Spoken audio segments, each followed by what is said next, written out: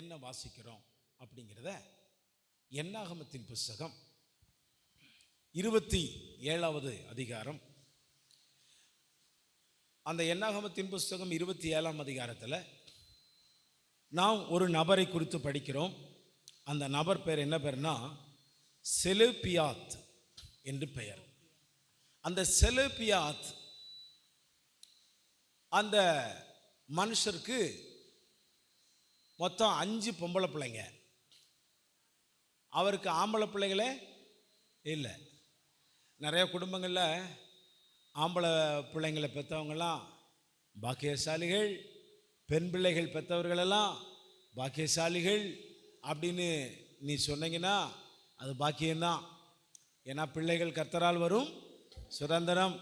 அது ஆம்பளை பிள்ளையாக இருக்கட்டும் பெண் பிள்ளைகளாக இருக்கட்டும், ரெண்டும் கர்த்தர் கொடுத்ததுனால அவைகளினால ஒரு ஆசீர்வாதம் இருக்கிறது. பிள்ளை பெற்று அது கர்த்தரால் வரக்கூடிய கிருபை. அல்லேலூயா. அது ஆம்பளையாக இருந்தாலும் ஏற்றுக்கும், பொம்பளைய பிள்ளைகளாக இருந்தாலும் என்ன செஞ்சுக்கிறணும், ஏற்றுக்கிறணும். இப்போ கவனிங்க, இந்த நபருக்கு பெண் பிள்ளைகள் தான் 5 பிள்ளைங்க. 5 பிள்ளைங்க இந்த நபருக்கு இருந்தாங்க. இவருக்கு பேர் என்ன பேர் சொன்னேன், செலூபியாத். இந்த செலூபியாத் யாருடைய வம்சம் அப்படின்னா யோசேப்பு இருக்கார்ல,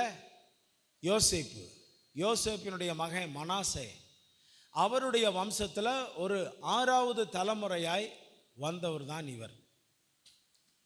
இந்த 6வது தலைமுறையில் இவர் வந்தாலும் கவனிங்க, இவர் ஒரு குறிப்பிட்ட காலங்களில் வனாந்தரத்தில் இஸ்ரவேல் பயணங்களில் வரும்பொழுது ஒரு குறிப்பிட்ட காலத்தில் அவர் செஞ்ச தப்புனால அவர் மரிச்சு போயிட்டார். இப்போ அவருடைய பேரை சொல்றதுக்கு ஆம்பளை பசங்க இல்லாட்டிலும் பொம்பளை பிள்ளைங்கள் எத்தனை பேர் இருந்தாங்க, 5 பெண் பிள்ளைகள் இருந்தாங்க. இந்த 5 பெண் பிள்ளைகளும் தேவனை தேவனாகவும் கர்த்தரை கர்த்தராகவும் அவரை மகிமைப்படுத்தி உண்மையும் உத்தமமாய் மோசே அவர்களை வழிநடத்தின காலங்கள் முதற்கொண்டு யோசுவாவின் காலங்கள் வரைக்கும் அவர்கள் உண்மையோடு கூட வாழ்ந்தார்கள். ஒரு அல்லேலூயா சொல்லுங்க. அப்பனா கவனிங்க, தகப்பன் பாவத்திலே மரித்து பாவத்தினால் வரக்கூடிய ஒரு மரணத்திலே மரித்து போனாலும் இவர் யோசேப்பினுடைய வம்சத்திலிருந்து வந்தவர். யோசேப்பின் குமாரன் மனாசே குடும்பத்திலிருந்து வந்தவர். அப்போ அப்படி வந்ததுனால 12 கோத்திரத்திலே இவர்களுக்கு எல்லா உரிமையும் கர்த்தரிடத்திலிருந்து வர வேண்டியது அத்தனை உரிமைகளும் இவர்களுக்கு கிடைக்குமா அப்படின்னா, ஒரு ஆண்மகனுடைய தலைமுறையில் ஒரு ஆண்மகன் பெற்றெடுத்தால்தான் அந்த தலைமுறையின் பேரில் சீட்டு போட்டு அவர்களுக்கு சொத்து உடைமைகளை பங்கு பாகம் பிரித்து கொடுப்பார்கள். ஆனால் பெண் பிள்ளைகளால் இவர்கள் 5 பெண் பிள்ளைகளை பெற்றெடுத்ததுனால இவர்களுக்கு சுதந்திரம் இருக்கா இல்லையா அப்படின்னு சொல்லி ஒரு கேள்விக்குறியான நிலையில் இருந்துச்சு. அப்போ இந்த 5 பெண்களும் ஒரு தீர்மானம் எடுத்தாங்க. என்ன தீர்மானம் எடுத்தாங்கன்னா, அக்கா சொல்லுது, தங்கச்சி சொல்லுது, அக்கா நம்ம எல்லாம் ஒன்று கூடி என்ன செய்வோம்னா தேவ மனுஷன் மோசையின் இடத்துல போவோம்.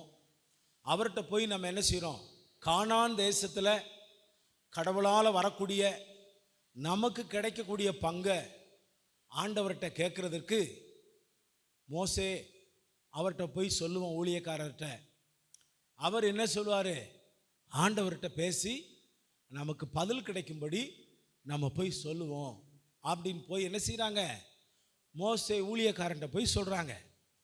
அப்படி ஊழியக்காரன்ட்ட போய் சொல்லும் பொழுது அந்த மோசே என்ன பண்ணுறாரு, பொம்பளை பிள்ளைங்க தான் நீங்கள், உங்கள் கூட பிறந்த அண்ணன் தம்பி சகோதரர்களே யாரும் இல்லை. அப்போ உங்கள் அப்பாவுக்கு பதிலாக அந்த தலைமுறையில் உங்கள் முற்பி தான் யோசேப்பு. அப்போ யோசேப்பு அந்த சந்ததியில் வந்த நீங்கள், உங்களுக்கு கிடைக்க வேண்டிய ஆண்டவர் எகிப்து தேசத்திலிருந்து கானான் தேசத்துக்கு கொண்டு வந்து அவர்களுக்கு எந்தெந்த குடும்பத்துக்கு எவ்வளவு கொடுக்கணுமோ அது கர்த்தரால அவங்க சீட்டு போடுவாங்க. இப்போ இவங்களுக்கு எவ்வளவு, இவங்களுக்கு எவ்வளவு, இந்த கோத்திரத்துக்கு எவ்வளவு, எவ்வளவு நிலம், எவ்வளவு சொத்து, எவ்வளவு கொடுக்கணும் அப்படின்னு கர்த்தர் தீர்மானிக்கிறதான் போடுற சீட்டில் விழும். அப்போ அந்த சீட்டில் விழுந்தது எவ்வளவுன்னு பார்த்து ஊழியக்காரன் மோசே கொடுக்கணும். மோசேக்கு அடுத்து யோசுவா தான் அதை என்ன செய்கிறாரு, பங்கு போடுறார், அதை பிரித்து கொடுக்கிறார் இஸ்ரவேல் ஜனங்களுக்கு. அப்போ மோசே இருக்கின்ற காலத்திலே இந்த 5 பெண்களும் ஞானமாய் கேட்குறாங்க, எப்படியாவது போய் என்ன செய்வோம், ஊழியக்காரர்கிட்ட போய் சொல்லுவோம். அப்பாவுக்கு அடுத்து ஆம்பளை பசங்க இல்லை, பொம்பளை பிள்ளைங்க தான், நமக்கு தலைமுறை வேணும், கர்த்தர் கொடுக்குற சொத்தை நம்ம இழந்துடக்கூடாது, கர்த்தர் கொடுக்குற ஆசீர்வாதத்தை நம்ம இழந்துடக்கூடாது, அந்த கர்த்தர் கொடுக்குற ஆசீர்வாதத்தை நம்ம வாங்கிக்கிறணும் அப்படின்ட்டு ஒரு ஆவல் கொண்டு கவனிங்க நேராக மோசேட்ட வர்றாங்க. மோசேட்ட வந்து என்ன சொல்கிறாங்கன்னா, மோசே எங்களுக்கு இப்படியாக இந்த சுதந்திரத்துக்கு சீட்டு போடும்போது எங்கள் பேரை எங்கள் அப்பா பேரை நினைக்கிறதுக்கு கொஞ்சம் உதவி செஞ்சு ஆண்டவர்கிட்ட கேளுங்க. இப்போ ஒரு மோசே என்ன பண்ணாரு, அதற்கான வழிமுறைகளை செலுத்தி பிதாவாகிய தேவனிடத்தில் போய் கேட்குறார். கேட்ட உடனே இந்த 5 பெண்களுக்கும் கவனிங்க ஆண்டவர்கிட்ட பதில் வருது. அந்த பெண் பிள்ளைகள் கேட்கறது சரிதான், அவங்களுக்கு வேண்டிய பாகத்தை அவங்களுக்கு நீ கொடு. எல்லாரும் ஒரு அல்லேலூயா சொல்லுங்க பார்ப்போம். ஆமென். இன்றைக்கு இந்த சம்பவத்தை நம்ம படித்து தெரிஞ்சுக்கிற போகிறோம். கவனிக்கணும், இன்றைக்கி உங்கள் வாழ்க்கையில் எதா இருந்தாலும் கேட்குறவன் தான் பெற்றுக்கொள்ள முடியும், கேட்காதவனுக்கு நிச்சயமாக நடக்காது. நீ இயேசுவை உண்மையாக நம்பி, இந்த கர்த்தரை உண்மையாக நம்பி இந்த சபையில் நீங்கள் வந்தீங்கன்னா, இந்த ஆண்டவர்கிட்ட நீங்கள் சொன்னாதான், உங்கள் காரியத்தை நீங்கள் அவர்கிட்ட தெரிவித்தா தான் அவர் ஊழியக்காரன் மூலயமாக மேலே பேசி ஆண்டவர் மேலே இருந்து பதில் கொடுத்து ஊழியக்காரனுக்கு அந்த பிள்ளைகளுக்கு சொல்கிறது சரிதான், அந்த பிள்ளைகளுக்கான சீட்டை போடு, அவளுக்கு உண்டான பங்கை நீ அவர்களுக்கு பிரித்து கொடு அப்படின்னு சொல்லி சொன்னது போல கர்த்தரிடத்திலிருந்து உங்களுக்கு ஒரு நல்ல காரியம் வரணும் அப்படின்னா நீங்கள் முதலாவது இந்த செலப்பியத்தின் குமாரத்திகளை போல 5 பெண் பிள்ளைகளை போல நீங்களும் எல்லாரும் ஆண்டவரை நம்பி கேட்டால் தான் உங்களுக்கு கிடைக்க வேண்டிய இது கிடைக்கும். அல்லேலூயா சொல்லுங்க. வரும்போது ஊமையா, போகும்போது ஊமையா, வீட்டில் இருக்கும்போது ஊமையா, இப்படியே இருந்தீங்கன்னா பரலோகம் போகிற வரைக்கும் ஊமை தான். ஒன்றுமே தெரியாத சபையில் அப்படின்னா கடைசி வரைக்கும் ஒன்றுமே தெரியாமல் போயிடும். ஆகையினால தான் சொல்கிறேன், இன்னைக்கு கர்த்தருடைய வார்த்தை நம்மளை நோக்கி வருகிறது. அந்த பெண் பிள்ளைகளுடைய தைரியத்தை போல இன்னைக்கு நம்ம எல்லாருடைய வாழ்க்கையிலும் தேவனிடத்தில் கேட்குற உரிமையை அது உங்களுக்கு கர்த்தர் கொடுத்திருக்கிறார். தேவனிடத்தில் உங்களுக்கு எல்லா உரிமைகளும் உண்டு. தேவ சித்தத்திற்கு ஏற்பதான உரிமை உங்கள்கிட்ட உண்டு. அந்த உரிமையை நீங்கள் கேட்டு தான் நீங்கள் பெற்றுக்கொள்ளணும். இந்த 5 பெண்களும் ஆண்டவர்கிட்ட அன்னைக்கு கேட்காம இருந்தாங்கன்னா பரிசுத்தவான்களுடைய பட்டியலில் பெயர் இன்னைக்கும் இந்த பைபிளில் கூட எழுதியிருக்காது. அன்னைக்கு அவங்க முன் வந்து ஆண்டவரிடத்தில் கேட்டதுனால தான் கடவுளிடத்திலிருந்து அவளுக்கு அனுக்கிரகம் கிடைச்சது. அல்லேலூயா சொல்லுங்க பார்ப்போம். ஆகையினால தான் இன்னைக்கு கர்த்தர் நம்மளோடு பேசுகிறது என்னன்னா, நீ கர்த்தரிடத்தில் கேட்டு பெற்றுக்கொள். நீ கர்த்தரிடத்தில் நம்பிக்கையோடு வந்த என்றால், நீ கர்த்தரிடத்தில் இயேசுவினிடத்தில் உறுதியோடு கூட இந்த ஆலயத்தில் நீங்கள் வந்திருந்தீங்கன்னா நிச்சயமா உனக்கு உண்டான ஆசீர்வாதத்தை, உனக்கு உண்டான நன்மைகளை, உங்களுக்கு உண்டான அந்த உரிமைகளை நீங்கள் பெற்றுக்கொள்ள வாயை திறந்து ஆண்டவரிடத்தில் நீங்கள் ஜெபிக்க ஆரம்பிக்கும் போது அதை உங்களுக்கு கர்த்தர் கொடுப்பார். அது நல்ல பலனாக உங்களுக்கு கிடைக்கும். அல்லேலூயா சொல்லுங்க. ஆமென். இப்போ நம்ம வாழ்க்கையில் பல தேவைகளோடு நம்ம வாழ்கிறோம், பல சூழ்நிலைகளோடு நம்ம இருக்கிறோம். ஆனாலும் கேளுங்கள் தரப்படும், தட்டுங்கள் திறக்கப்படும். அப்படின்னா கேட்கிறவன் கண்டிப்பா பெற்றுக்கொள்வான், தட்டுகிறவனுக்கு கண்டிப்பாய் திறக்கப்படும். அப்போ கவனிங்க, ஆண்டவர் என்ன சொல்றாருன்னா தட்டவும் சொல்றாரு, கேட்கவும் சொல்றாரு. அல்லேலூயா. அப்போ நம்ம வாழ்க்கையில் இந்த கேட்குற விஷயத்தில் ஒன்று விசுவாசம் மிகவும் அவசியம், இன்னொன்று நம்பிக்கை ரொம்பவும் அவசியம், இன்னொன்று பைபிள் வசனத்தின்படி உறுதி ரொம்ப நிச்சயம் ரொம்ப முக்கியமானது. இந்த விஷயத்தில் தான் நம்ம இடத்துல கேட்கணும். இந்த சம்பவத்தை பைபிளில் சில வசங்களோடு கூட நம்ம பார்ப்போம். எடுத்து வாசிப்போமா? 27ஆம் அதிகாரம் என்னாகமம் 1 முதல் வாசிங்க. யோசேப்பின் குமாரனாகிய மனாசேயின் குடும்பங்களில் மனாசேயின் குமாரனாகிய மாகீரின் மகனான கீலேயாத்துக்கு பிறந்த ஏபோருக்கு புத்திரனாயிருந்த செலோபியாத்தின் குமாரத்திகளாகிய மக்லால், நோவால், ஒக்லால், மில்கால், திர்சால். என்ன பேருமா? மக்லால், மக்லால், நோவால். அந்த 5 பெண் பிள்ளைகள் பேரு மக்லால், நோவால், ஒக்லால், ஒக்லால், மில்கால், மில்கால், திர்சால். இந்த 5 பேரையும் சபையில் பாதி பேருக்கு இல்லை. அதனால நான் அடுத்த ஞானசான பேரை ஒக்லால், மில்கால் இப்படி தான் நம்ம வைக்கணும். அல்லேலூயா சொல்லுங்க, ஆமென். இன்னும் ஒரு பேர் இருக்கு, அதை நீங்கள் படித்து பார்த்தீங்கன்னா அந்த பேரையும் சபையில் வைக்கணும். 39வது வசனம் படிங்க. என்னாகமம் 26:39 படிங்கம்மா. என்னாகமம் 26:39 படிங்க. சுப்மாமின் சந்ததியான, ஏ சுப்மா, சுப்பா, சுப்பாமி, சுப்பாமின் சந்ததியான சுப்பாமியரின் குடும்பமும். அடுத்து உப்பாமின் அடுத்து உப்பாமி. சத்தமா சொல்லுங்க. சுப்பாமி, உப்பாமி. இந்த 2 பேருக்கு எத்தனை பேருக்கு பிடிச்சிருக்கு ஞானசான பேர் வைக்கிறதுக்கு? இப்படியெல்லாம் எங்களுக்கு பேர் வச்சிங்கன்னா எங்களை ஊரே ஒரு சைஸா எங்களை பார்க்கும் அப்படின்னு நினைக்கிங்க. என்ன பேருமா? ஏமா உப்பாமி, ஏமா சுப்பாமி. இந்த வம்ச வழிகள்லாம் பார்த்தீங்கன்னா மோசே, அதாவது இந்த யோசேப்பினுடைய வம்ச வழிகளில் இந்த பேரே ஒரு ஆண்மகனுக்கு உரிய பேரே ஒரு ஃபீமேல் பேர் மாதிரி இருக்கா? செலோபியாத் அப்படின்னால என்ன பேர் மாதிரி வருது? செலோபியாத் அப்படின்னால என்ன பேர் மாதிரி வருது? ஒரு பெண் பேர் மாதிரி தானே வருது. ஆனாலும் பாருங்க, அந்த அவருக்கு 5 பெண் பிள்ளைகள். இந்த 5 பெண் பிள்ளைகளும் நம்ம வாசிக்கிறோம். 2வது வசனம் 27:2. ஆசரிப்பு கூடார வாசலிலே மோசேக்கும் ஆசாரியனாகிய எலெயாசாரின் பிரபுக்களுக்கும் சபையனத்திற்கும் முன்பாக நின்று, எங்கள் தகப்பன் வனாந்திரத்திலே மரணம் அடைந்தார். இவங்க நேரம் எங்க வர்றாங்கம்மா? எல்லாம் கவனிங்கம்மா, எல்லாரும் கவனிங்க. இவங்க நேரம் எங்க வந்து ஆண்டவர்கிட்ட உரிமையை கேட்குறாங்க?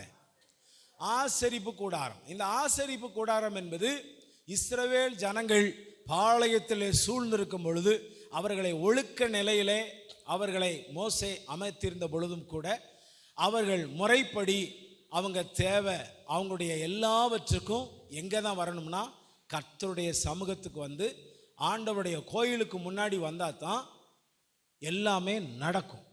கவனிக்கிறீங்களா? அவங்க எல்லாருடைய அவங்க தேவைகளுக்காக அவங்க காரியங்களுக்காக முதலாவது அவங்க 5 பேரும் ஒற்றுமையாக சேர்ந்து எங்கே வந்தாங்க? நல்லா கவனிங்க. இன்னைக்கு அப்பா அம்மாட்ட இருக்கிற சொத்தை எப்போ ஒற்றுமையாக சேருவாங்க தெரியுமா? சாக போகிற கண்டிஷனில் தான் ஒற்றுமையை சேர்ந்து அப்பா அப்பாட்ட இருக்கிற சொத்தை எடுக்கிறதுக்கு வருவாங்க. அது வரைக்கும் அவங்க என்ன செய்ய மாட்டாங்க? ஒற்றுமையாக இருக்க மாட்டாங்க. இந்த சொத்து அப்பா உண்டாக்கி வச்ச சொத்து கிடையாது. இந்த சொத்து அவங்க கேட்குற உரிமை அப்பா சம்பாத்தியம் பண்ண சொத்தை கேட்கல, அப்பா அம்மா சம்பாத்தியம் பண்ண அசட்டை கேட்கல, அங்கே மிருக ஜீவன்களை கேட்கல, வாங்கின நிலத்தை கேட்கல. என்ன கேட்குறாங்கன்னா இதில் நீங்கள் புரிஞ்சுக்கணும். எல்லாருமே இன்னைக்கு நம்ம என்ன கேட்போம்? நமக்கு அப்பா அம்மா சம்பாதித்த பணங்களையும் அவர்கள் சேர்த்து வைத்த அந்த ஆஸ்திகளை தான் நம்ம கேட்போம். இவங்க கேட்குற சொத்து எதுனா, கர்த்தர் நான் உங்களை கானான் தேசத்தில் கொண்டு போய் அந்த கானான் தேசத்தில் உங்களுக்கு நீ கட்டாத வீடையும், புரியுதா உங்களுக்கு, நீ நடாத நாற்றையும் திராட்சை செடியும், நீ இப்படித்தானே ஆண்டவர் சொன்னார், நீ வாங்காத இடத்த இதையெல்லாம் சேர்த்து நீ சம்பாத்தியம் பண்ணாதெல்லாம் நான் உனக்கு இலவசமாக கொடுப்பேன். அல்லேலூயா சொல்லுங்க பார்ப்போம். அப்போ இந்த 5 பெண்களும் கூடி சேர்ந்து முதலாவது ஒரு மன நிலைக்கு வராங்க. எப்படி? ஒரு மனசா 5 பெண்களும் ஒன்று போல ஐக்கியப்பட்டுட்டு, அடுத்த நிலை ஆசரிப்பு கூடார வாசல் கோயிலுக்கு முன்னாடி வராங்க. வந்து 2வது நிலை, 3வது ஊழியக்காரனை பார்த்து அவரிடத்திலே சொல்றாங்க. எப்படி சொல்றாங்க? எங்கள் தகப்பன் வனாந்திரத்தில் மரணமடைந்தார். அவர் கர்த்தருக்கு விரோதமாக கூடின கோராகின் கூட்டத்தாரில் சேர்ந்தவர் அல்ல. தம்முடைய பாவத்தினாலே மரித்தார். அவருக்கு குமாரர் இல்லை. எங்கள் தகப்பனுக்கு குமாரன் இல்லாததினாலே அவருடைய பெயர் அவருடைய வம்சத்தில் இல்லாமல் அற்று போகலாமா? எங்கள் தகப்பனுடைய சகோதரருக்குள்ளே எங்களுக்கு காணியாட்சி கொடுக்க வேண்டும் என்றார்கள். இந்த காணியாட்சி என்பதுனா என்ன அப்படின்னா, உங்களுக்கு கவனிங்கம்மா, கானான் தேசத்துல, எகிப்து தேசத்துல சம்பாத்தியம் பண்ணாங்க. இப்போ ஆண்டவர் அவங்கள கூப்பிட்டு வந்து வனாந்தரத்துல கொண்டு வந்து தன்னை வணங்குவதற்கு ஒரு ஆசரிப்பு கூடாரத்தை, பலி செலுத்துவதற்கு கோயிலை நியமித்திருந்தாலும், அடுத்து ஊழியக்காரனை நியமித்திருந்தாலும், அவங்களுக்கு உண்டான தேவைகள் எல்லாம் ஆண்டவர்கிட்ட வந்ததான். ஆண்டவர் தான் அவங்களுக்கு என்ன செய்தார்? சந்தித்து 40 ஆண்டுகள் வனாந்தரத்தை முடித்து, அடுத்து ஆண்டவர் கொடுக்க போகிற தேசமாகிய வனாந்தர முடிந்த உடனே 40 வருஷம் முடிந்து கானான் தேசத்தை ஆண்டவர் அளந்து கொடுக்கும் பொழுது, சீட்டு யாராருக்கு என்னென்ன பேர் உள்ளதோ அந்தந்த பகுதியை பிரித்து கொடுன்னு சொல்ற அந்த தேவனால வரக்கூடிய அந்த ஆசீர்வாதத்தை இவங்க ஒரு மனமாக கூடி ஆண்டவர்கிட்ட அதை நம்ம கேட்டு பெற்றுக்கொள்வோம். எல்லாரும் ஒரு அல்லேலூயா சொல்லுங்க. எல்லாரும் ஒரு அல்லேலூயா சொல்லுங்க. தேவன் உனக்கு வச்சிருக்கிற மதிப்பீடு பெருசு. தேவன் உங்க அப்பா அம்மா சம்பாத்தியத்தை விட, உங்க சம்பாத்தியத்தை விட தேவன் நமக்கு சம்பாத்தியம் பண்ணி நமக்காக சேர்த்து வைத்திருப்பது மிகுதி. அந்த அளவின் ஆசீர்வாதம் இந்த உலகம் கொள்ளாத அளவு. அப்படிப்பட்ட ஒரு ஆசீர்வாதத்தை அன்றைக்கு அந்த பெண்கள் பெற்றுக்கொள்வதற்கு ஆர்வம் அடைந்தார்கள். எப்படி? எல்லாருக்கும் லிஸ்ட்ல எழுதுற பிரகாரம் சீட்டு போடுவாங்களே, அப்ப எங்க அப்பா மரிச்சு போயிட்டாரு, அப்ப பெண் பிள்ளைகளா இருக்கோமே, எங்களுக்கு உரிமை இல்லையா அப்படின்னு தேவ சமூகத்தில் கொண்டு வந்தாங்க. இப்படி ஆதியாகமத்திலிருந்து நம்ம என்னாகும் வரைக்கும், நம்ம யோசுவா வரைக்கும் பார்த்தாலுமே எந்த பெண்களும் இப்படிப்பட்ட ஒரு மனமாய் கூடி ஆசரிப்பு கூடாரத்துக்கு முன்னாடி வந்து தன்னுடைய உரிமையை கேட்டதாக யாரும் இல்லை. இப்படிப்பட்ட ஒரு ஒற்றுமையான பெண்கள் தான் இந்த செலப்பியத்தின் குமாரத்திகள். அல்லேலூயா. இவர்களுக்கு நல்ல கவனிங்க, தேவனால் வரக்கூடிய அந்த ஆஸ்தியும் அந்த சம்பாத்தியமும் ஆசீர்வாதமும் எங்களுக்கு கிடைக்கணும்னு சொல்லி போராடி தேவ சமூகத்தில் கேட்டவர்கள். அல்லேலூயா. சரி, இப்ப கவனிங்க. எங்கள் தகப்பன் குமாரன் இல்லாததினால், 4வது வசனம், எங்கள் தகப்பனுக்கு குமாரன் இல்லாததினாலே அவருடைய பேர் அவருடைய வம்சத்தில் இல்லாமல் அற்று போகலாமா? எங்கள் தகப்பனுடைய சகோதரருக்குள்ளே எங்களுக்கு காணியாட்சி கொடுக்க வேண்டும் என்றார்கள். மோசே அவர்களுடைய நியாயத்தை கர்த்தருடைய சந்நிதியில் கொண்டு போனார். 5வது வசனம் என்னன்னா, மோசே அவர்களுடைய நியாயத்தை கர்த்தருடைய சந்நிதியில கொண்டு போனான். எல்லாரும் ஒரு அல்லேலூயா சொல்லுங்க பாப்போம். கவனிங்கம்மா, நீங்க ஆண்டவர்கிட்ட கொண்டு வந்தா தான் அந்த விண்ணப்பம் கர்த்தரிடத்துல போகும். புரியுதா? ஐயோ, எனக்கு இவ்வளோ பிரச்சனை, எனக்கு இவ்வளோ பாடுகள் இருக்கு, எனக்கு இவ்வளோ தேவைகள் இருக்கு, எனக்கு இப்படியெல்லாம் இருக்கு, கர்த்தர் பார்த்துக்குருவார் அப்படின்னா அவர் அங்கிருந்து என்ன செய்வார்? உங்களை பார்க்கத்தான் முடியும். நீங்க என்ன செஞ்சா கிடைக்கும்? என்ன செஞ்சா கிடைக்கும்? நீங்க முதலாவது ஒரு மனதா கூடி எங்க வரணும்? சர்ச்சுக்கு வரணும், ஆண்டவருடைய ஆலயத்துக்கு வரணும். அடுத்து என்ன செய்யணும்னு சொன்னாங்க? அவங்க ஒரு மனதா கூடி மோசேயின் இடத்துல தன்னுடைய சூழ்நிலைய விவரத்தை சொல்றாங்க. சொன்ன உடனே மோசே என்ன பண்றாரு? அதை எடுத்துட்டு போய் ஆண்டவர்கிட்ட கேட்கிறாரு. அப்போ அந்த பெண்கள் மாத்திரம் வரலனா அவங்க காரிய நிவர்த்தி ஆயிருக்குமா? நிவர்த்தி ஆயிருக்காது. அப்போ நாம் ஒருமனப்பட்டாலும் தேவ சமூகத்திலே வந்தும் நாம் அவிடத்தில் அறிவிக்க வேண்டியதை தெரிவிக்க வேண்டியதை நாம் சொல்லிதான் ஆக வேண்டும். அல்லேலூயா. சரி, இப்போ மோசே ஆண்டவர்கிட்ட போய் பேசுறார். 6வது வசனம். அப்பொழுது கர்த்தர் மோசேயை நோக்கி, செலோப்பியாத்தின் குமாரத்திகள் சொல்லுகிறது சரிதான். எல்லாரும் ஒரு அல்லேலூயா சொல்லுங்க பாப்போம். எல்லாரும் சத்தமா சொல்லுங்க. அப்ப ஆண்டவர் சொல்றாரு அந்த ஜெபத்துக்கு, செலோப்பியத்தின் 5 குமாரத்திகள் சொல்றது சரிதான். யார் பதில் கொடுக்கா பாருங்களேன். அவர் பதில் கொடுக்காருங்க. இங்க பாருங்க, ஒரு விஷயத்தை சொல்றேன். மனுஷன் உங்களுக்காக குரல் கொடுக்கறானா இல்லையோ, கர்த்தர் ஒருவர் உங்களுக்காக குரல் கொடுக்கிறவர் உண்டு என்பதை மறந்து போகாதீங்க. கர்த்தர் உங்களை கைவிட மாட்டார் என்பதை மறந்து போகாதீங்க. கர்த்தர் உங்களுடைய வியாகுலை அறிந்து கேட்கிறார் என்பதை மறந்து போகாதீங்க. கர்த்தர் உங்களை நினைத்திருக்கிறார் என்பதை நீங்கள் ஒரு நாளும் மறந்து போகாதீங்க. அவரிடத்தில் நீங்கள் சொன்னால் அவர் என்ன செய்வார்? அதை கேட்பார். அதை கேட்டு அதை சரியா சரியில்லையா என்பதை நிதானித்து, தேவன் அது உங்களுக்கு தேவையா தேவையில்லையா என்பதை அவர் நிதானித்து அவர் சொல்லுகிற பதில் அது லகுவாக இருக்கும். அந்த ஆசீர்வாதத்தை பெற்றுக்கொள்வதற்கு நீங்கள் பாத்திரவான்களான உரிமை பெற்றிருந்தால் நிச்சயமாய் உங்களை விட்டு அது மாறி போகாது. உனக்கு கிடைக்க வேண்டியது கண்டிப்பாய் கிடைக்கும்.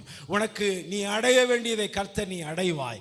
நீ மேன்மையாய் அழிக்க வேண்டிய இடத்திலே கர்த்தர் உன்னை மேன்மையாய் வைப்பார். உன்னை வைக்கிற ஸ்தானத்திலே கர்த்தர் உன்னை உயர்த்துவாய். உன்னை எந்த ஸ்தானத்திலே கர்த்தர் பார்க்க விரும்புகிறையோ அந்த ஸ்தானத்திலே கர்த்தர் உன்னை நாட்டி வைத்து உன்னை மேன்மைப்படுத்தி உன்னை கர்த்தர் அடையாளம் காட்டி கர்த்தர் அவருடைய பிள்ளை என்பதை நிரூபித்து காண்பிப்பார். அல்லேலூயா. ஆமா, வாயை மூடிக்கிட்டே இருந்தா மூடிக்கிட்டே இருக்க வேண்டியதான். சில பேர் சொல்லுவாங்க, அங்கிட்டு மூடிக்கிட்டு பாடி. அங்கிட்டு வீட்டுக்காரருக்கும் வீட்டுக்காரம்மாவுக்கும் சண்டை வரும்போது சொல்லுவாங்க, எப்படி? அங்கிட்டு மூடிக்கிட்டு பாடி. அங்கிட்டு இன்னைக்கு எல்லா இடங்கள்லையும் சண்டைக்காடு தான். ஒரு கல்யாணம் முடித்து அந்த கடைசி வயசாகிற வரைக்கும் இழுத்துக்கோ பறிச்சுக்கோன்னு தான் நிறையா குடும்பம் இருக்கு. நீ சாகட்டா நான் சாகட்டா, முதல்ல நீ போ, அடுத்து நான் வரேன். இது என்னென்னமோ சொல்லி பஞ்சாயத்து ஓடிட்டு இருக்கு. நம்ம வாழ்க்கை ஒற்றுமையான வாழ்க்கையாக இருக்கணும். நம்ம வாழ்க்கை நிதானிக்கப்பட்டதாக இருக்கணும். நம்முடைய வாழ்க்கை கர்த்தரால் அறியப்பட்ட வாழ்க்கை. நம்முடைய வாழ்க்கை கர்த்தரால் தெரிந்து கொள்ளப்பட்ட வாழ்க்கை.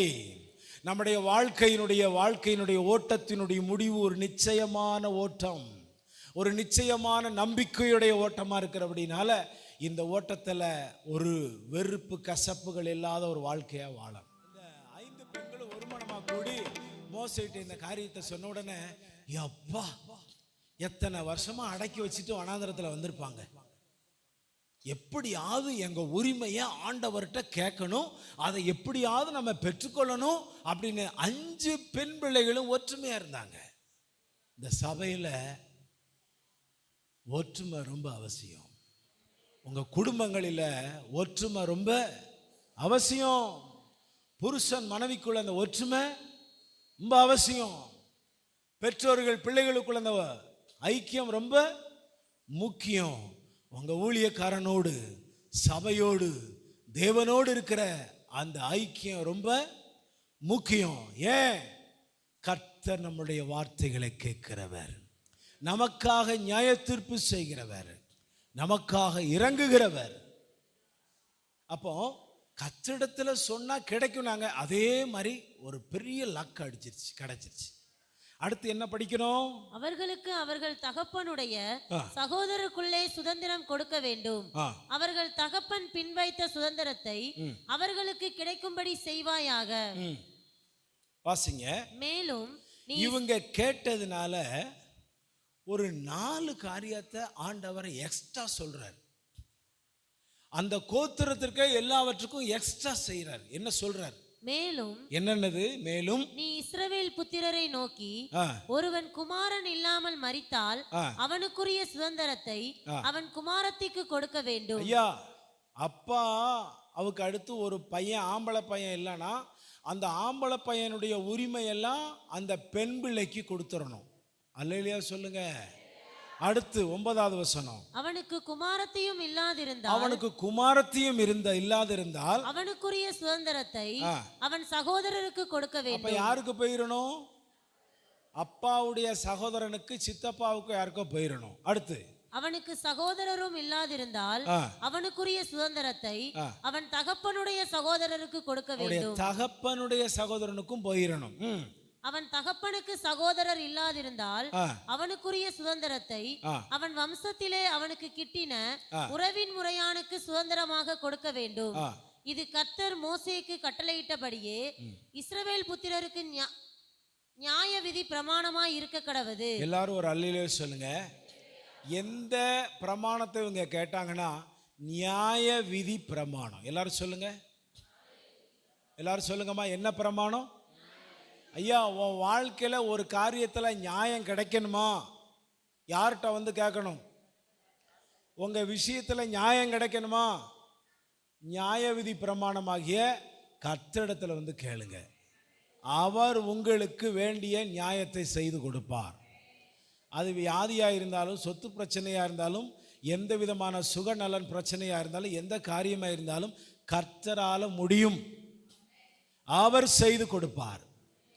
அப்போ கேட்காம இருந்தால் கிடைச்சிருக்காது. கேட்கப்போ என்ன செஞ்சு, இதுவரைக்கும் சரித்திரத்தில் இல்லாத இந்த பெண்கள் தனக்குரிய உரிமையை அந்த பெயர் லிஸ்டில் எழுதி அந்த கானானிலே கொடுக்க வேண்டிய கர்த்தருடைய அந்த உரிமையை, அந்த சொத்தை இவர்கள் பெற்றுக்கொள்ள தகுதியாக இருப்பதற்கான காரணம் இவர்களுக்குள்ள இருந்த ஒற்றுமை, இவர்களுக்குள்ள ஆண்டவருடைய சமூகத்துக்கு வந்தது, கர்த்தரை தேடி விசாரித்தது, கர்த்தரிடத்தில் சொன்னது. அல்லேலூயா. எடுத்து வாசிங்க. 26ஆம் அதிகாரம் 33வது வசனம். ஏபேரின் குமாரனான செலோப்பித்தியாருக்கு குமாரர் இல்லாமல் குமாரத்திகள் மாத்திரம் இருந்தார்கள். இவர்கள் நாமங்கள் மக்லால், நோவால், ஒக்லால், மில்கால், திர்சால் என்பவைகள். இவைகளே மனாசேயின் குடும்பங்கள். அவர்களில் எண்ணப்பட்டவர்கள் 52,700 பேர். இந்த 52,700 பேர். 52,700 பேர்னு வச்சுக்கோங்களேன். இத்தனை பேருக்கும் குரல் கொடுத்து ஒரு சமுதாயமாக இருந்தாலும், ஒரு கோத்திரமாக இருந்தாலும், இந்த 5 பெண்களுடைய தைரியம் தேவ சமூகத்தில் அவருடைய காரியத்தை எட்டச் செய்தது. அல்லேலூயா சொல்லுங்க பாப்போம். இன்னைக்கு நீங்க ஜெபம் பண்ணீங்கன்னா உங்க கோத்திரத்துக்கு ஆண்டவர் தலை நிமிர பண்ணுவார். இன்னைக்கு நீங்க ஜெபம் பண்ணீங்கன்னா உங்க சொந்த பந்தத்தை கர்த்தர் ரட்சிப்பார். நீங்க ஆண்டவருடைய சமூகத்தில் குரல் கொடுத்தீங்கன்னா அவர் உங்க சொந்த பந்தங்களுக்காக, உங்க கோத்திரத்திற்காக கர்த்தர் குரல் கொடுப்பார். அல்லேலூயா சொல்லுங்க. ஆகையினால நம்ம சபையில வந்து சும்மா போகிறதுக்காக ஆண்டவர் இங்க கொண்டு வரல. நீ அவரிடத்துல என்னென்ன உரிமையை கேட்க உனக்கு சகல உரிமையும் கொடுக்கப்பட்டிருக்கிறது. நீங்கள் கேட்டு அவரிடத்துல தெரிவிப்பீர்கள் என்றால் நிச்சயமாய் ஆண்டவர் உங்களுக்கு செய்வார். அல்லேலூயா. எடுத்து வாசியுங்கள். யோசுவா 17ஆம் அதிகாரம் 3-4 வசனங்களை வாசிங்கள். மனாசேயின் குமாரனாகிய மாகீருக்கு பிறந்த கீலேயாத்தின் குமாரனாகிய எப்பேரின் மகன் செலோப்பித்தியாத்துக்கு குமாரத்திகள் தவிர குமாரர் இல்லை. அவன் குமாரத்திகள் நாமங்கள் மக்லோன், மக்லான், நோவால், ஒக்லான், மில்கால், திர்சால் என்பவைகள். அவர்கள் ஆசாரியனாகிய எலெயாசாரின் நூனின் குமாரனாகிய யோசுவாவுக்கும் பிரபுக்களுக்கும் முன்பாக சேர்ந்து வந்து. கவனிங்க. யோசுவாவுக்கும் பிரபுக்களுக்கும் முன்பாக சேர்ந்து வந்து. எல்லாரும் சொல்லுங்க. சேர்ந்து வந்து. எங்கள் சகோதரர் நடுவே எங்களுக்கு சுதந்திரம் கொடுக்கும்படி கர்த்தர் மோசேக்கு கட்டளையிட்டார் என்றார்கள். ஆகையால் அவர்கள் தகப்பனுடைய சகோதரரின் நடுவே கர்த்தருடைய வாக்கின்படி அவர்களுக்கு சுதந்திரம் கொடுத்தார். எல்லாரும் சொல்லுங்க. கர்த்தருடைய வாக்கின்படி. எல்லாரும் சொல்லுங்க. கர்த்தருடைய வாக்கின்படி அவர்களுக்கு சுதந்திரம் கொடுத்தான். இங்கே பாருங்க, எல்லாம் இங்கே கவனிங்க. இதில் என்ன புரியுதுன்னா, இந்த என்னாகமம் 27ஆம் அதிகாரம் மோசே தான் இந்த குடும்பத்துக்காக ஆண்டவரிடத்தில் பரிந்து பேசுகிறார். இப்போ மோசேயினுடைய காலம் மரித்து போய் அவருக்கடுத்து யார் எழும்பிட்டா? யோசுவா எழும்பிட்டா. இப்போ ஒரு தலைமுறை ஏற்கனவே மோசேக்கு அடுத்த தலைமுறை ஆண்டவர்கிட்ட கேட்டு பெற்றுக்கொண்ட அந்த விண்ணப்பத்தை ஆண்டவர் சொன்னதை ஞாபகமா பத்திரமா மறக்காம இந்த செய்தியை யார்கிட்ட கொண்டு வராங்க? பிரபுக்களுக்கு முன்னாடி, யோசுவாவுக்கு முன்னாடி பங்கிட போகிற நேரத்தில் வந்த உடனே இந்த ஞாபகத்தை, இந்த விண்ணப்பத்தை கொண்டு போய் அங்கே சொன்ன உடனே ஆண்டவர் அன்னைக்கு மோசே சொன்னார் இல்லையா, யாரு? இந்த பெண்கள் அத்தனை பேர் ஒற்றுமையாய் போய் அன்னைக்கு இருந்த அந்த ஒற்றுமை கிடைக்கிறது வரைக்கும் அவங்க ஒற்றுமையா இருந்தாங்க. அல்லேலூயா சொல்லுங்கம்மா. அப்போ அப்படி சொல்லும் பொழுது அன்னைக்கு சொன்னதை இன்னைக்கு கிடைக்குது. அதே மாதிரி சீட்டு போடுறாங்க, இவங்களுக்கு கிடைக்க வேண்டிய பங்கை பெற்றுக்கொள்றாங்க. எல்லாரும் ஒரு அல்லேலூயா சொல்லுங்க பாப்போம். இதில் என்ன தெரியுமா வித்தியாசம்? என்ன உங்களுக்கு புரிஞ்சு அப்படின்னா, கர்த்தருடைய பிள்ளைகளை, இதில் நான் ரொம்ப ரொம்ப முக்கியமான ஒரு விஷயம் என்ன அப்படின்னா, கடைசி வரைக்கும் நம்ம ஆண்டவர்கிட்ட கேட்கறத விட்டுறக்கூடாது. அடுத்து கேட்டதை, ஆண்டவர் பதில் கொடுத்ததை அதை செய்கிற வரைக்கும் விட்டுறக்கூடாது.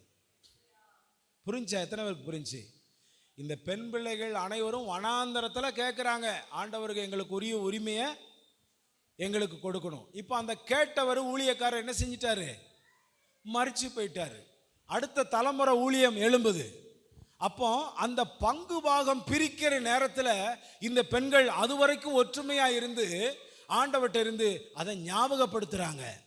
ஞாபகப்படுத்தின உடனே அதே போல அவங்களுக்கு சீட்டு போட்டு அதை ஆண்டவர் பகிர்ந்து கொடுக்கிறார். அப்போ என்னன்னா, கவனிங்க, உங்கள் ஜெபம் கேட்கப்பட்டாச்சு.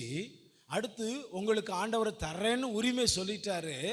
அதை பெற்றுக்கொள்கிறதற்கு காலதாமதம் ஆனாலும், நாட்கள் மாதங்கள் வருஷங்கள் ஆனாலும், நீ அவைகளுக்காக காத்திருந்து அதை பெற்றுக்கொள்ள போகிற நாள் வரைக்கும் நீ ஆண்டவர் மேல உறுதியா இருந்தால், இந்த செலப்பியத்தின் குமாரத்திகள் பெற்றுக்கொண்டதை போல உன் வாழ்க்கையில சக்சஸை நீங்கள் அடைய முடியும். அவர் சொன்னதை செய்யும் அளவும் அவர் நம்மளை கைவிடாத தேவன். அல்லேலூயா சொல்லுங்க. ஆகையினால பாருங்க, காலங்கள் சென்றது, நாட்கள் கடந்தது, மாதங்கள் கடந்தது, நிமிடங்கள் நேரங்கள் கடந்தாலும், ஒரு ஊழியக்காரனுடைய தலைமுறைக்கு அடுத்த தலைமுறை வந்தாலும், ஆண்டவரிடத்தில் கேட்டதை கர்த்தர் சொன்னாரே அதை நிறைவேற்றி ஆகணுமே அப்படின்னு அந்த காலத்தை நினைவு கூர்ந்து அந்த நேரம் வரைக்கும் அவங்க நம்பிக்கை, ஆண்டவர் மேல இருக்கிற நம்பிக்கை குறையல. ஆண்டவர் சொன்னதை செய்வாரே என்று சொல்லுகிறதை அவர்கள் நினைவு கூர்ந்து கடைசி வரைக்கும் உறுதியா இருந்தாங்க.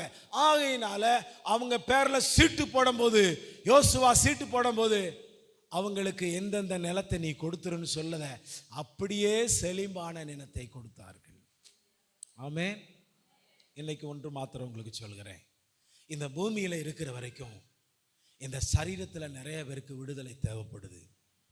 இந்த பூமியில இருக்கிற வரைக்கும் உங்க குடும்பத்தில் நிறைய பிரச்சனைகளுக்கு ஒரு முடிவு தேவைப்படுது. இந்த பூமியில இருக்கிற வரைக்கும் உங்க ஆயுள் காலத்துக்கு சில முடிவு தேவைப்படுது. உங்க குடும்பத்தின் பிள்ளைகளுக்கு தேவைப்படுகிறது. நாம் இந்த பூமியில வாழுகிற வரைக்கும் எல்லாவற்றுக்கும் எல்லா தேவைகளோடு அநேக எதிர்பார்ப்புகளோடு நமக்கு உண்டு. இவைகளுக்கெல்லாம் ஆண்டோடைய சமூகத்தில் ஒற்றுமையாக இருந்து ஜெபம் பண்ண அவர் நமக்கு பதில் கொடுக்க கவனிக்கணும். கேட்கறதற்கு ஒரு காலம், பதில் கொடுப்பதை நினைவு கூர்க்க ஒரு காலம், அதை பெற்றுக்கொள்கிறது வரைக்கும் நீ காத்திருக்கணும் அவர்கிட்ட. அல்லேலூயா. இன்னைக்கு கர்த்தர் உங்களோடு பேசியிருப்பாரு, மகளே மகனே, நான் உனக்கு சொன்னதை செய்கிற வரைக்கும் நான் உன்னை கைவிட மாட்டேன். அவருடைய விருப்பம் என்ன? நான் உனக்கு சொல்லிட்டேன், நான் அதை செஞ்சிருவேன், நான் உனக்கு அதை முடிச்சு கொடுத்துட்றேன், நான் உனக்கு அதை சரி பண்ணிடுறேன். Right, okay. ஆனால் நீங்கள் அது வரைக்கும் காத்திருக்கணும், அது வரைக்கும் பொறுமையா இருக்கணும், அது வரைக்கும் அவரிடத்துல அடங்கி இருக்கணும், அது வரைக்கும் அவர்கிட்ட நெருக்கமா இருக்கணும், அது வரைக்கும் அவர்கிட்ட உறவு வச்சிருக்கணும், அது வரைக்கும் அவர்கிட்ட அன்பின் மிகுதியோடு இருக்கணும். அவரை துதிச்சு பாடி மகிமைப்படுத்தி துன்பத்திலும் இன்பத்திலும் பாடுகளிலும் எல்லா விதத்திலும் அவரை நேசித்து அந்த நேரம் வரும்போது நீங்கள் அவரிடத்துல சொல்லும் பொழுது காரியம் சக்சஸ் ஆக முடிச்சு கொடுப்பார். ஆமென். அல்லேலூயா சொல்லுங்க. ஆமென். ஆமென். அதனால தான் சொல்றேன், கர்த்தருடைய பிள்ளைகளே, உன் உரிமை பறிக்கப்படுவதற்கு இருக்கு, ஆனா அதை பறிப்பதற்கு நீங்க இடம் கொடுக்க கூடாது. கர்த்தர் உங்களுக்கு வச்சிருக்கிற மேன்மை வேற. பரலோகத்தை இழந்துடாதீங்க யாரும். அவர் உங்களுக்கு மேல வச்சிருக்கிற மகிமையை இழந்துடாதீங்க. அவர் உங்களுக்கு கொடுக்க போகிற கனத்தை யாரும் இழந்துடாதீங்க. அவர் உங்களுக்கு கொடுக்க போகிற ஆளுகையை யாரும் இழந்துடாதீங்க. அவர் உங்க மேல வச்சிருக்கிற கிருபையை யாரும் இழந்துடாதீங்க. அவர் உங்களுக்கு சொன்ன வாக்குத்தத்தத்தை நினை மறந்துடாதீங்க. அவர் உங்களுக்கு சொன்ன ஆசீர்வாதத்தை யாரும் இழந்து போக விடாம பாதுகாத்துக்கோங்க. காரணம் என்னன்னா, அவர் சொன்னதை செய்கிற வரைக்கும் அவர் கரெக்டா இருப்பாரு. நேரம் வரும்போது அதை கரெக்டா நம்மள்ட்ட கொடுப்பாரு. அதை நம்ம பெற்றுக்கொள்ளலாம். அல்லேலூயா சொல்லுங்க பாப்போம். சத்தமா சொல்லுங்க. இப்ப படிங்க யோசுவா 17:3. மனாசேயின் குமாரனாகிய மாகீருக்கு பிறந்த கீலேயாத்தின் குமாரனாகிய எப்பேரின் மகன் செலப்பியாத்துக்கு குமாரத்திகள் தவிர குமாரர் இல்லை. அவன் குமாரத்திகளின் நாமங்கள் மக்லால், நோவால், ஒக்லால், மில்கால், திர்சால் என்பவைகள். அவர்கள் ஆசாரியனாகிய எலெயாசாருக்கும் நூனின் குமாரனாகிய யோசுவாவுக்கும் பிரபுக்களுக்கும் முன்பாக சேர்ந்து வந்து எங்கள் சகோதரர் சொல்லாரு எல்லாம் சொல்லுங்க. எப்படி வந்து சேர்ந்து வந்து எங்கள் சகோதரர் நடுவே எங்களுக்கு சுதந்திரம் கொடுக்கும்படி கர்த்தர் மோசேக்கு கட்டளையிட்டார் என்றார்கள். ஆகையால் அவர்கள் தகப்பனுடைய சகோதரரின் நடுவே கர்த்தருடைய வாக்கின்படி அவர்களுக்கு சுதந்திரம் கொடுத்தார். எத்தனை பேர் கர்த்தருடைய அந்த அவருடைய வாக்க நம்புறீங்க? ஏன் மனித வாக்க நம்பணுமா, தேவனுடைய வாக்க நம்பணுமா?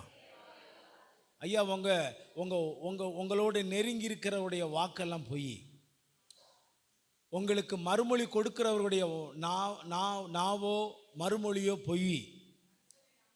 பார்க்கலும் தேவன் மேல். இப்போ யாருடைய வாக்கு சக்சஸ் ஆகும் சொல்லுங்க. எல்லாம் கை தூக்கி சொல்லுங்க. என் தேவன், என் இயேசு எனக்கு சொன்ன வாக்க அவர் நிறைவேற்ற வல்லவராயிருக்கிறார்.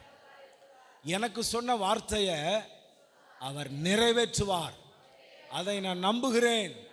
நான் அது வரைக்கும் ஒருமனமாய் இருப்பேன். நான் அது வரைக்கும் காத்திருப்பேன். நான் அதற்கு பொறுமையாய் இருப்பேன். என் தேவன் எனக்கு சொன்னதை நான் பெற்றுக்கொள்ளும் வரைக்கும் அதை நான் அடையாமல் விட மாட்டேன். கர்த்தர் எனக்கு நிச்சயமாய் செய்வார். அவர் என்னை கைவிட மாட்டார். அவர் நிச்சயமாய் என்னை மறக்க மாட்டார். அவர் எனக்கு, என் பிள்ளைகளுக்கு வேண்டியதை செய்வார். அல்லேலூயா சொல்லுங்க. இந்த இடத்துல செலப்பியத்தின் குமாரத்திகள் இங்க பாருங்க, தேவனிடத்துல சொன்னது ஒரு காலம், மோசே இடத்துல வேண்டுதல் வச்சது ஒரு காலம், ஆண்டவர்கிட்ட சொல்லி பதில் தந்தது ஒரு காலம்னு வச்சுக்கோங்களேன். இதெல்லாம் நாட்கள் சொல்லியாச்சு, சரி உனக்கு கிடைச்சிரும்னு. இவங்க காத்திருக்காங்க. மோசேக்கு ரொம்ப வயசாகி போச்சு. இப்போ ஆண்டவர்கிட்ட பெர்மிஷன் வாங்கி அதை பெற்று கொடுத்தவரும் அவர் என்ன செஞ்சிட்டாரு, போயிட்டாரு. ஐயோ அவர் இல்லையே, நம்ம என்ன செய்ய அப்படின்னு தயங்கலை. ஐயோ அவர் ஆண்டவர்கிட்ட பேசி பதில் சொன்னாரே அப்படின்னு சொல்லி நம்மளை எல்லாரும் கைவிட்டுருவாங்களேன்னு சொல்லி இந்த அம்மா யாருமே பொறுமையிலும் ஒருமையிலும் நன்மையிலும் விசுவாசத்திலும் நம்பிக்கையிலும் அவர்கள் தளர்ந்து விடவில்லை. காலம் சென்றது, நாட்கள் சென்றது, எல்லாம் கடந்து வந்து கொண்டிருக்கும் பொழுது எல்லா மக்களும் திரள் கூட்டமாய் 12 கோத்திரமும் நிக்கி அவன் சொத்து உரிமைகளை பெற்றுக்கொண்டு ஓடி ஓடி அவங்க குடும்பம் ஓடுது, சந்தோஷமா பெற்றுக்கொள்ளுது. சீட்டு விழுகுது. சீட்டு விழ ஐயோ இவனுக்கு இவ்வளவு சொத்து, இவனுக்கு இவ்வளவு ஆஸ்தி, இவனுக்கு இவ்வளவு ஏக்கரு, இவ்வளவு நிலங்கள் என்று கர்த்தர் கொடுத்தார். யாரும் சம்பாத்தியம் பண்ணாது, கர்த்தர் கொடுக்கிறாரு. அப்படிங்கிற அந்த உரிமைக்கு தகுதி இல்லாத இந்த குடும்பம், ஒரு ஆண்மகன் இல்லாத ஒரு குடும்பம், பெண் பிள்ளைகள் தவித்து கொண்டிருக்கிற குடும்பம், பேசுறதற்கு ஆள் இல்லாத குடும்பம், தனக்காகவே அவர்கள் ஆண்டவருடைய சமூகத்தில் பேசிக்கொண்டு தனக்காகவே அவர்கள் ஓடி, கவனிங்க, அவர்கள் வைத்திருக்கிற நம்பிக்கை விசுவாசமும், நமக்காக யாரும் போய் பேச வேண்டாம், ஆண்டவர்கிட்ட நாமளே போவோன்னு சொல்லி போய் அது அவங்களால முடியும் சொல்லி போனாங்க. கண்டிப்பா அது முடிஞ்சிச்சு. இது கர்த்தரால ஆகும்னு நினைச்சு போனாங்க, அது ஆகுச்சு. இதெல்லாம் நடக்குமா அப்படின்னு பல கோத்திரம் சொல்லிச்சு. இல்ல, நாங்க ஒரு நம்பிக்கையோடு அந்த ஸ்தலத்துக்கு போறோம், அது கர்த்தரால ஆகும்னு வந்தாங்க, அது ஆச்சு. அல்லேலூயா. அப்போ வந்த உடனே சீட்டு போடுற நேரம் வந்து எல்லாம் போச்சு. இவங்க நிக்காங்க. இல்லையா, மோசே மூலமா சொன்னது இன்னைக்கு செய்ய முடியுமா? மறுப்பு எதுவுமே சொல்லலை. யோசுவாவும் சரி, பிரபுக்களும் சரி. பிரபுக்களுக்கு முன்னாடி எல்லாம் நிக்க முடியாது, கோத்திர பிதாக்களுக்கு முன்னாடி நிக்க முடியாது. போய் கேட்கறாங்க, 5 பெண்களும் போய் கேட்கறாங்க, எங்களுக்கு உரிமையை கொடுங்க, ஆண்டவர் எங்களுக்கு சொன்னார்ல. மறுப்பு சொல்லல. கர்த்தருடைய பிள்ளைகளே, மனுஷன் மாறுவான், கர்த்தர் மாறாதவர். எத்தனையோ பேர் மாறி போகிற வாழ்க்கை, ஆனால் மாறாதவர் கர்த்தர். அல்லேலூயா. உடனே என்ன செஞ்சாங்க? சீட்டு விழுந்துச்சு. அந்த எல்லாருடைய சந்தோஷத்தை விட இவங்க போய் சுதந்திரிக்கும் போது அப்ப என்ன பாடியிருப்பாங்க? இருள் என்ன சூழ்ந்துருச்சு, காரிருள் என்ன சூழ்ந்துருச்சு, எனக்கு மறந்தீரோ போச்சோ? இல்ல, நம்பிக்கை இருந்துச்சு. எல்லாருக்கும் விழுந்துருச்சு சீட்டு. நீங்க எல்லாரும் நினைக்கீங்க, நானும் போட்ட சீட்டு இன்னி விழுகவே மாட்டேக்கு அப்படின்னு. ஏன் அந்த சீட்டை இல்லம்மா, வாழ்க்கையில கிடைக்க வேண்டிய சீட்டை சொல்றேன். அல்லேலூயா. நீ பசல துண்டை போட்டு பிடிக்கிற சீட்டை சொல்லல. இது உனக்கு தேவனால கிடைக்கக்கூடிய சீட்டு. பரலோகத்தில் இன்னைக்கு இடம் கிடைக்குமா? யாரும் போய் சீட்டு போட முடியுமாங்க? முடியுமா? யாரையாவது உங்க வீட்டில் வாழ்ந்துட்டு, ஐயா நீங்க முதல்ல செத்துட்டு நீங்க போய் எனக்கு ஒரு சீட்டை போட்டு வைங்க அப்படின்னு போய் சொல்ல முடியுமா? நீங்க சொன்னாலும், அட நீ முதல்ல போய் நீ சீட்டை போட்டு வை, அதுக்கு பிறகு நான் வரேம்மா. நம்மாலு அப்படி ஆளுங்க. நம்மாலு சீட்டு யார்கிட்ட சொல்ற? உன்னை சீட்டை கழிச்சிருவேன் அப்படிமா. நம்மாலு இல்ல. ஒன்று கவனிங்க, அந்த சீட்டு இல்லை, இந்த சீட்டு இல்லை. ஒரு தடவை பாலு வீட்டுக்கு ஜெபம் பண்ணிட்டு மேலே போயிட்டு வரேன். கீழே வீட்டுக்காரம்மாவும் sir sir sir sir sir sir சர்ன்னு. என்னடா அது ஒரு சத்தம் கேட்கணும் பார்க்க. வீட்டுக்காரருக்கு சீட்டு போடுது, சடக்கு சடக்கு சடக்கு சடக்கு சடக்குன்னு. என்ன விளையாட்டு, சீட்டு விளையாட்டு. அந்த விளையாட்டையும் சொல்லலை. நமக்கு கிடைக்க வேண்டிய உரிமை அந்த நிரந்தரம் கர்த்தரிடத்துல தான் இருக்கு. அல்லேலூயா சொல்லுங்க. அந்த நிரந்தரம் யார்கிட்ட இருக்கு? கர்த்தரிடத்துல. உன் உரிமை கர்த்தரிடத்துல இருக்கு. உங்க சொத்து அவர்கிட்ட இருக்கு. உங்களுடைய மேன்மை எல்லாம் அவர்கிட்ட இருக்கு. உன்னுடைய உடைமை எல்லாம் அவர்கிட்ட இருக்கு. அவரால் எனக்கு பெற்றுக்கொள்ள முடியும்னு சொல்றவங்க மட்டும் கைதட்டுங்க பார்ப்போம். அவரால் எனக்கு கிடைக்க வேண்டியது கண்டிப்பா எனக்கு கிடைக்கும். அவர் சொன்னது எனக்கு கிடைக்கும். அவர் நிச்சயித்த வாழ்க்கையிலே கர்த்தர் நிச்சயமா எனக்கு கிடைக்கும். ஆமென். எளியோனை கண்ணோக்கி பார்த்தீரையா, பெயர் சொல்லி என்னை நீ அழைத்தீரையா. எளியோனை கண்ணோக்கி பார்த்தீரையா, பெயர் சொல்லி என்னை நீ அழைத்தீரையா. உம்மை விட்டு எங்கோ நான் சென்ற போதும், உம்மை விட்டு எங்கோ நான், என்னை தேடி என் பின்னே வந்தீரையா. என்னை தேடி என் பின்னே வந்தீரையா. இப்ப சொல்லுங்க, மறப்பேனோ உமது அன்பை.